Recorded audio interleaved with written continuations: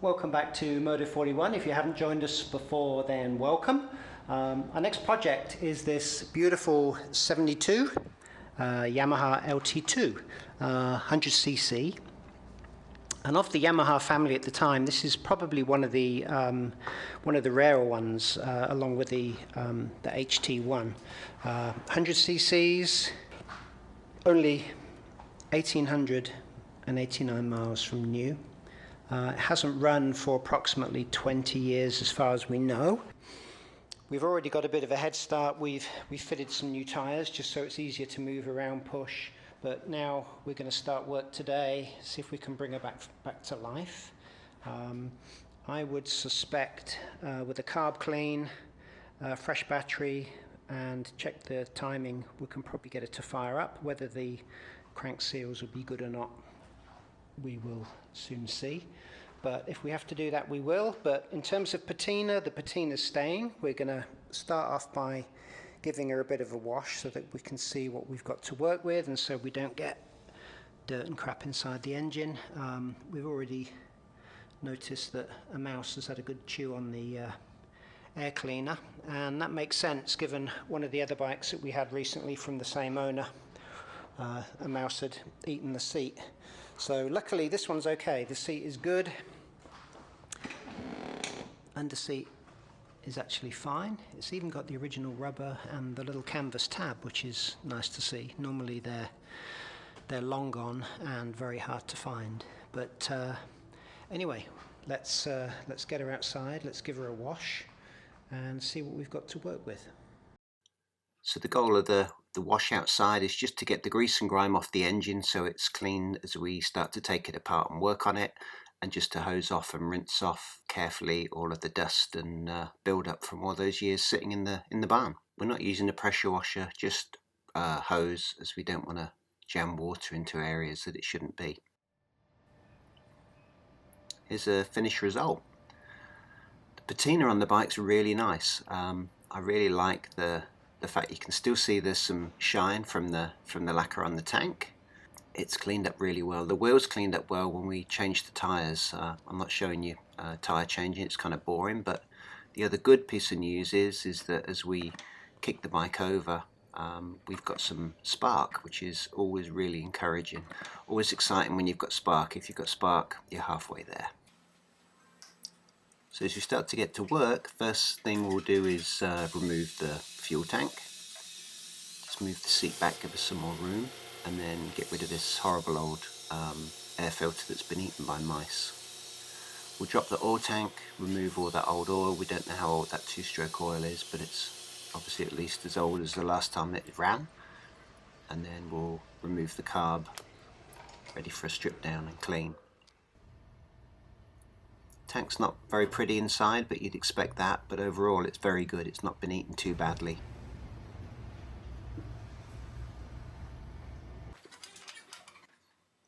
So we'll remove the petcock, see if what's left inside. I know we haven't got smell-o-vision, but I can assure you that really stinks.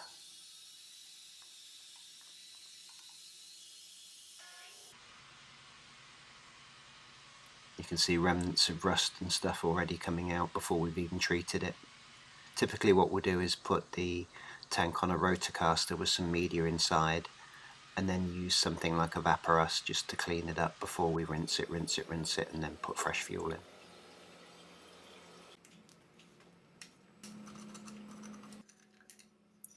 Remove the stator cover, we check the timing, and we remove the old oil. We'll also drain all of the oil from the oil pump.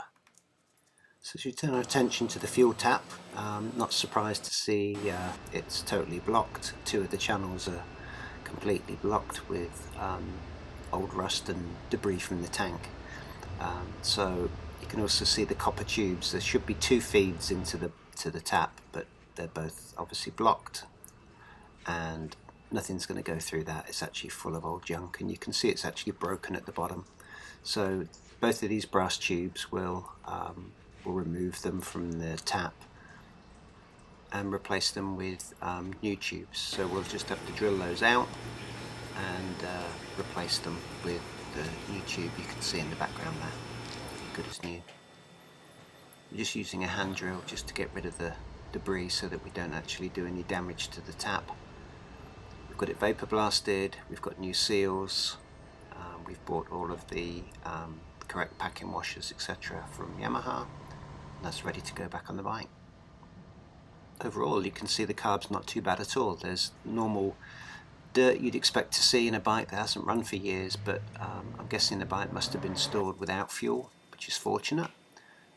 Everything's coming out nicely. The only thing that we are going to struggle with is the pilot jet. They can be pretty tricky, and what we're going to do is got the screwdriver in, I can feel it's not moving, so we just use some heat from a heat gun, just warm up the carb, and then that'll break the seal between the old fuel and the jet and allow you to pull it out.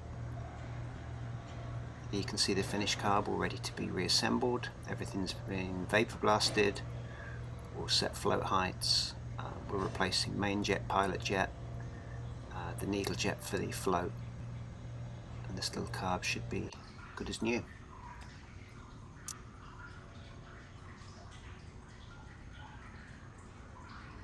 So a little update on the LS2 recommission. So this is not a full restoration, but the idea of this is to give her a clean, make her safe to ride and use again. So far, here's what we've done. We've removed the old battery, we've given her a wash, cleaned up the engine cases. There was a lot of oil on the engine cases. It was really hard to tell where it was coming from. We drained the oil last night, and we've come back in this morning to find, and obviously got most of the engine oil off the cases, and we found we've got a nice leak. I don't know if you can see that in the shadow, but there's oil leaking. It looks like it's coming from the clutch cover gasket. I think a combination of places, clutch cover gasket and also the oil seal behind the kickstarter. So luckily I've got both of those in stock, so we'll get that off, get that changed. Before we do that, we're going to put some oil back in her, which seems a little bit backwards, but I actually want to see if it'll run. We spent some time yesterday cleaning, stripping, vapor blasting, rebuilding the carb. So the carb's all rebuilt and ready to go. We've changed the needle valve, main jet, pilot jet. We actually had some original Mikuni parts in stock, so we've used those. The fuel tank, we cleaned out a lot of the crud, although we haven't tumbled it yet. We're going to tumble it in our rotocaster with some media to clean up the inside of the tank. It's still pretty nasty. As I can undo it one-handed, unfortunately not, but still pretty nasty in there. Oil tank is clean, but I think for now what we're going to do is get some fresh Motul 3000 in. Motul 3000 is very high in zinc, which is good for a lot of these old small capacity vintage bikes. I've got sparkle ready. First job we're going to do with the battery is change the terminal. There was an incorrect aftermarket terminal fitted, so we'll put an original one back on. So let's get the battery on, let's get the carb on, get some fresh oil in, and then I think we'll be able to see if we can get it to run. And once we can get it to run, and if we know that the crank seals seem to be good, at that point we'll take the clutch cover off and fix the leak. Although actually while we're in there, given that the cover has got to come off, we probably will change the crank seal on the right hand side. It'd be silly not to do that. So first thing we'll do is replace, there was a non-OEM fitting on the loom there, so we can connect up the battery correctly, we'll put an OEM fitting back on, get that earthed and grounded to the frame, then we can put the carb back on. Sadly we don't have an OEM original air filter box for the LT2. They're really hard to find. They were shared with the HT1. I think they both use the same air filter, but very expensive, so we're going to go with a foam filter. Here we're just putting some two-stroke oil in the line so that we don't have to connect the tank yet, and we'll just run this through, make sure the pump is bled before we go ahead and do any starting. put our Motul 3000 in. Make sure we haven't dripped any.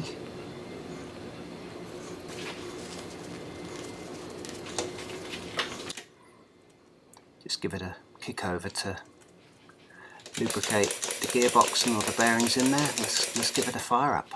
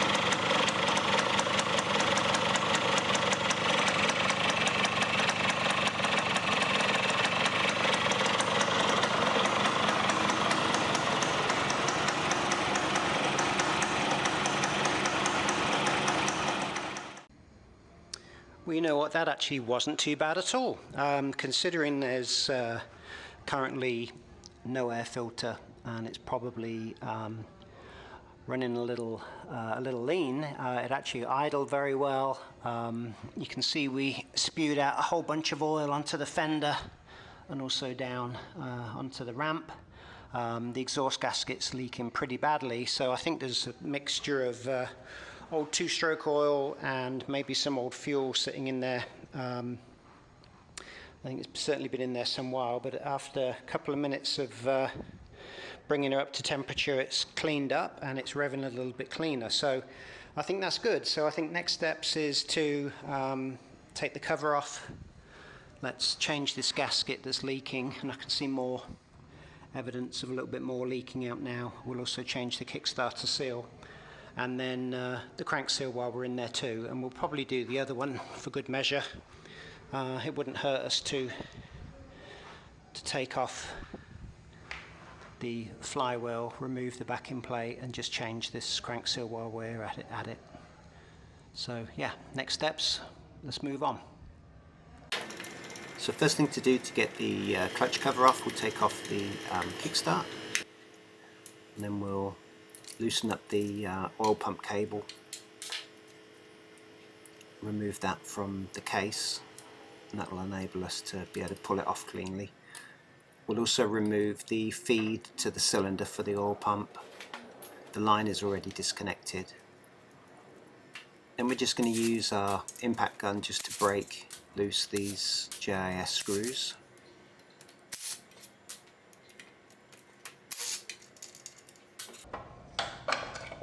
Wow, that came off really easy.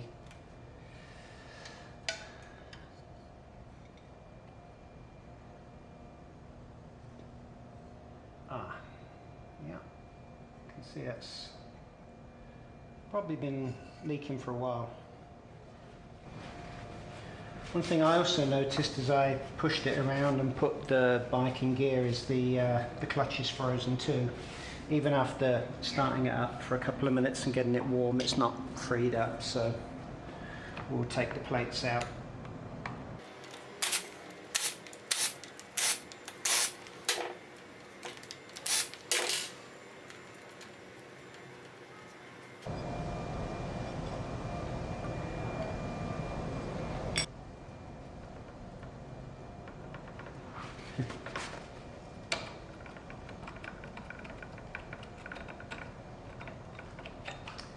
Yeah, that'll explain why the clutch isn't working. All of these plates are really stuck. So with the stuck clutch plates off, we'll turn our attention to the crank seal on the right hand side. As I mentioned earlier, while we're in here, it just makes sense to change the seal.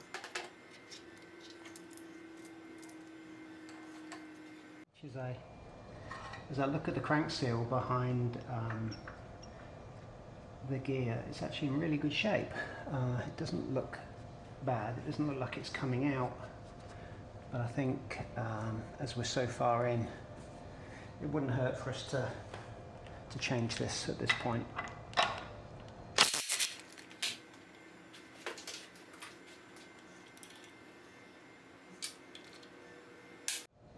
So hopefully if I can get this clean, I'll be able to get a little bit of grip on it. There we go.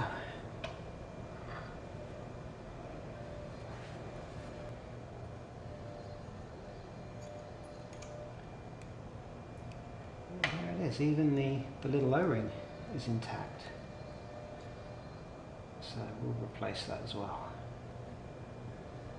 Excellent.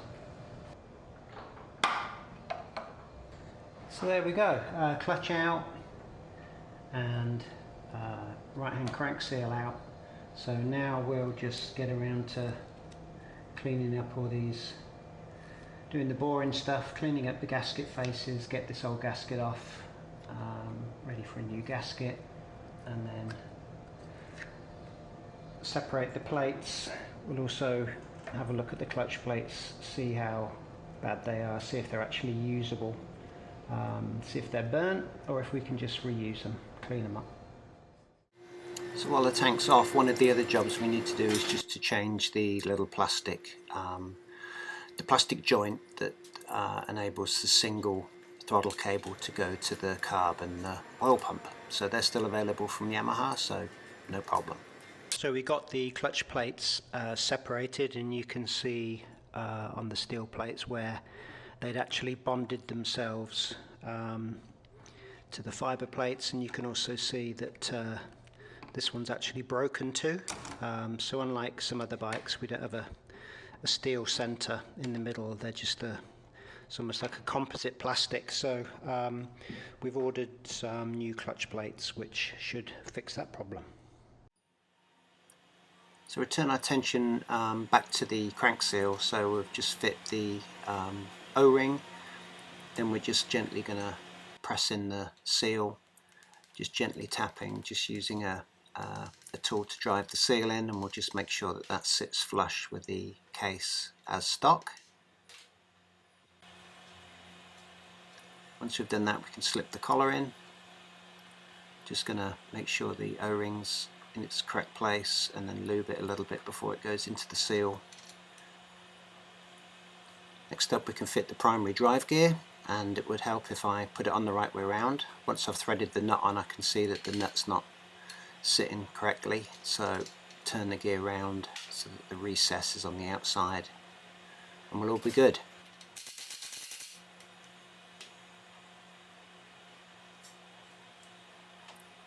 So with the clutch basket going on next, we can turn our attention to the plates. And one cool feature is you can see 47-710, you can see the original date stamp going back to 72 July, 10th of July 1972. It's a cool thing. Next go the clutch plates, the vibration dampers, the little rubber rings. We've also checked to make sure that the ball bearing is inside the shaft and it's not come out. Next up, we'll retorque the clutch retaining nut. We'll bend over the tab on the locking washer, and then we'll reinstall the outer plate with the springs and the nuts. And I always recommend you do that the screws by hand. They really don't need to be torqued that tight. It's very easy to break them, so don't use an impact gun. And just put a little bit of Yamaha lube on the gasket just to hold that in place. It won't need any other sealer. And then we can push on the clutch case, making sure the gears align. Don't force it, but it should just slip back into place. And then put in some new JIS screws, as the old ones were pretty beaten up. It'll just finish off the right hand side of the engine. It'll look nice. Once all the screws are in and hand torqued, we'll just refit the pump cable, and we can get the tank back on, which is now all clean inside and out. Reconnect the oil pump and fit some fresh Motul 2-stroke oil. Make sure whatever oil you use, there's always a big debate on which oil is best. We're kind of Motul fans at Motor 41. Just make sure you've got oil that's suitable for use with an oil pump and not just premix. It's the pump blade. We'll refit the cable, and then we'll just check the alignment. We'll fit some new brass washers, and then also turn our attention to the exhaust that was leaking pretty badly. And this is something people often miss. This little gasket is available from Yamaha still. It's used on a lot of the Enduros, and it just creates a seal between the pipe and the collar and just stops 2-stroke oil dripping out around the outside of the pipe. Next up, we'll just make some adjustments to the rear brake light switch. And we can push in a new seal for the kickstarter, which was leaking. Just using the end of a socket to gently push it in flush. Lube it with a bit of grease before we put it on so we don't tear it. And then finally refill with Motul 3000. Finally, we're ready to give the little LT2 a start up, see how she's doing. Been through quite a journey, but actually not too bad. It's cleaned up really well. Paintwork still has some of its original shine. We've got a few more minutes polish just before we give it back to the customer, but most of the time has been spent just sorting out the engine. The bike doesn't have the original airbox, unfortunately, and they're really expensive and quite hard to find. So we're going to just run it with the foam filter. It's not ideal, but it's a good solution. This bike won't get a tremendous amount of use. It's not going to be used that often, so I think it'll actually be fine. We fixed the exhaust leak, new gaskets, rebuilt the carb, cleaned the petcock, and rebuilt the petcock. The tank's all now good. There's no rust in the tank. We've got fresh 2-stroke oil. On the right hand side, we tackled the leak from the Kickstarter seal, which is very common for those to go. The oil pump is bled. Like I said, we've got a new gasket on the exhaust, and also for the oil feed to the cylinder we changed the little brass washers. So everything's ready to give it a kick. We've got a new fresh plug. I've just put that in. I noticed it had the wrong spark plug, so let's fire it up. Oh, the other thing we did, of course, was burn out the exhaust. I think there was a lot of fuel that had leaked in. The petcock was actually leaking, and I'm pretty sure the crankcases had some residue left in there, because when we initially kicked it over in the first video, there was quite a bit of kickback on the Kickstarter. I could feel the compression had increased, which is normally a sign that there's some fluid in the cases, so not enough to lock it up, but anyway, let's give it a go.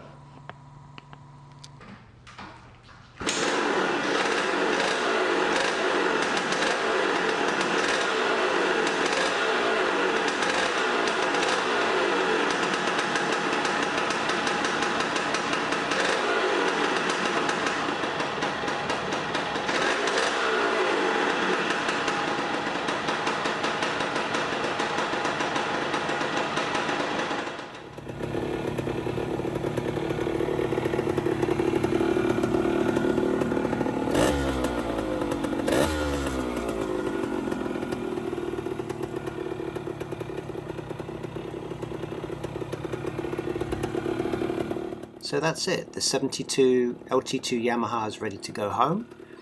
Short test drive shows everything is working great. The engine's pulling really strong. We've got no more mess and goop coming out of the exhaust pipe. final adjustment to the idle, and it's ready to go home. So we hope you've enjoyed this short video. Please give us a thumbs up and like, please subscribe, and feel free to check out some of the other videos on the channel. Thanks for watching.